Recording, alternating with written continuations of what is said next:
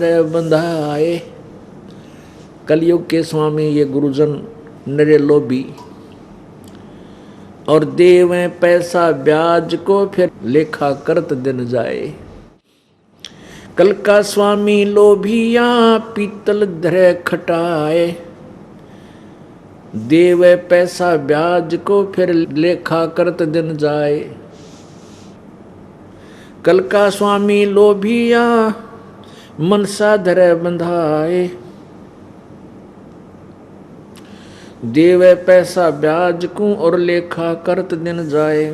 कबीर कल का स्वामी लोभिया पीतल धरे खटाए, राज द्वारे यूं फिरे जो हरियाई गाए।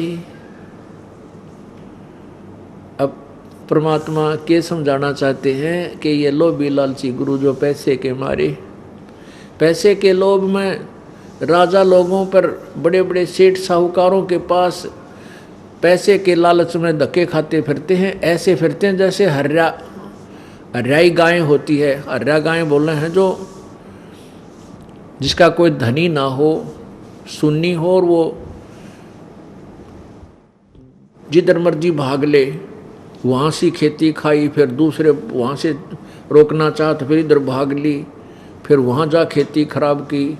तो कहते हैं ऐसे वो हरियाई गाय की तरह ये कलयुग के स्वामी संत ऐसे भटक रहे हैं।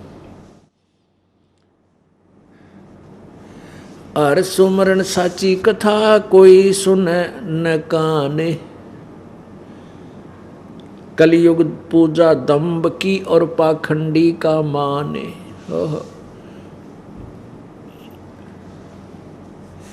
हरि सुमरन और साची कथा, सत्य कथा यानी तत्व ज्ञान और परमात्मा की भक्ति, कोई सुने है कान यानी कोई लाखों में एक आध भगत इस तरफ प्रेरित है। और वो प्रेरित है, वो किस चीज को ज्यादा मानता है? कलयुग पूजा दंभ की और पाखंडी को माने। कलयुग में यानी जो लोग दिखावा पाखंड करता है उनकी ज्यादा पूजा होती है, उन संतों को ज्यादा महत्व दिया जाता है। ये कारण क्या है कि हम ज्ञान से अपरिचित हैं, इसलिए इन दंभ पाखंड करने वाले संतों का, गलत ज्ञान देने वाले ऋषि में ऋषि नकलियों का दाव लगा हुआ है। इस दास का उद्देश्य है कि इन सदग्रंथों को हम भी समझ सकते हैं। अब ये सदग्रंथ हिंदी में अनुवादित हैं और कबीर परमेश्वर जी ने पहले ही, आज से 600 वर्ष पहले, यही सदग्रंथों का गूढ़ रहस्य अपनी कबीर वाणी में, सच्चिदानंद घन की वाणी में, वो सच्चिदानंद घन परमात्मा कबीर जी हैं, उन्होंने अपनी कबीर वाणी में वो तत्व ज्ञान जो सदग्रंथों के अंदर है, जो संस्कृत में था, वो 600 वर्ष पहले हिंदी में लिख रखा है।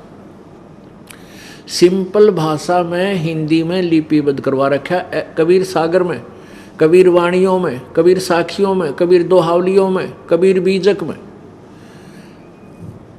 अब तक उस कबीर साहब के उस हिंदी लिपिबद्ध तत्व ज्ञान को हम नहीं मानते थे। क्यों नहीं मानते थे? केवल उनके दोहे दाहे अच्छे लगते थे, इसलिए कुछ दोहे लेकर के हम उसको गाते थे तो आत्मा को खींचते थे। वो परमात्मा की वाणी है। हम इसलिए नहीं मानते थे कि हम ये समझते थे कि सदग्रंथों का ज्ञान तो संस्कृत भाषा में लिखा हुआ है, वो कबीर जी नहीं जानते थे। हमारी भी यही टेंडेंसी थी। अब हमारी आंखें बन गई, आंखें हमारी ऑपरेशन हो गया मोतियाबिंद का, अर्थात अज्ञान हट गया।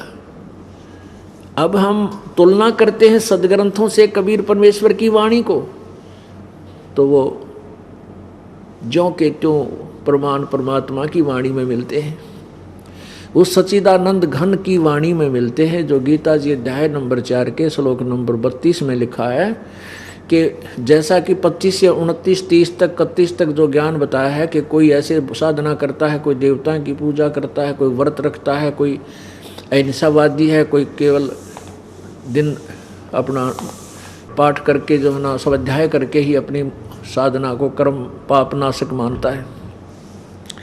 ये इस प्रकार के बहुत प्रकार के ज्ञान चौथे अध्याय के 32वें श्लोक के इस प्रकार के बहुत प्रकार की साधनाएं यज्ञ परमेश्वर सच्चिदानंद घन की वाणी में विस्तार से कहे गए हैं। उस ज्ञान को चौथे अध्याय के 34वें श्लोक में गीता जी में कहा है कि उस तत्व ज्ञान को किसी तत्वदर्शी संत के पास जाकर समझ, उनको दंडवत प्रणाम करने से वो तत्वदर्शी संत आपको उस परमात्म तत्व का यानी पूर्ण परमात्मा का ज्ञान यथार्थ रूप में देंगे। तो वो परमात्मा ने पहले लिखा हुआ था और हम उसे ना समझ करके कबीर जी की वाणी को इतना महत्व नहीं देते थे। अब हमारे सब सदग्रंथों में वही प्रमाण है। अब तुलना कर लेंगे हम, क्योंकि हमारा मोतियाबिंद का ऑपरेशन हो गया। तो क्या बता रहे परमात्मा, तारा मंडल बैठ कर ये चांद बढ़ाई